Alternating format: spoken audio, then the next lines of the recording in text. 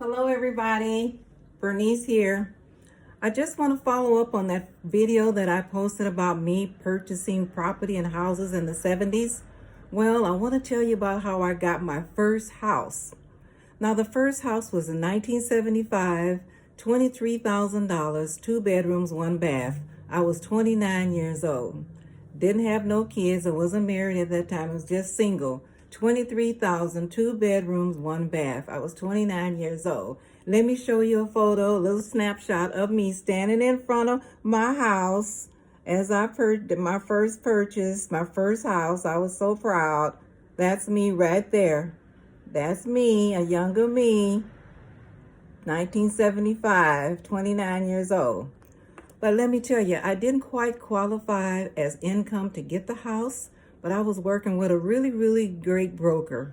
He says, well, you're only a couple of $1,000s under, what you qualify for. Do you work or do you make any more money on the side or do you do anything for extra? And I said, well, I do babysit once in a while for this family. He says, well, if you can get a letter from the family vouching and stating that they pay you X amount of money, then that will probably put you over for the income qualifications. So I went to them. They wrote me the letter, voucher that they paid me. Of course, they paid me in cash because it wasn't recorded on my income tax or anything like that. So it was cash.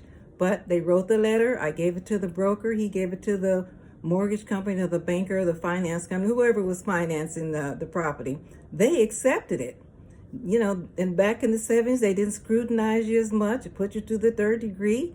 They accepted this letter saying the extra income that I made to make me qualify.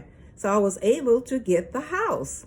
So it was just, things were a little better then, the easier to purchase. And I believe that the monthly payments, if I remember correctly, was maybe about $220, $220. So maybe that sounded like a lot back then, but compared to today, but anyway, I think it was about $220.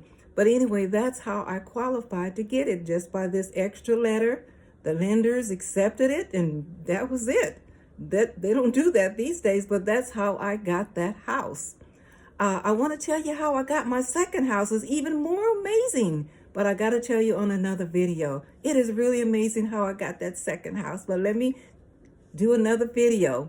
So until I come back, stay with me and you'll be really amazed how this happened. But anyway, God bless us all. Until next time, bye-bye.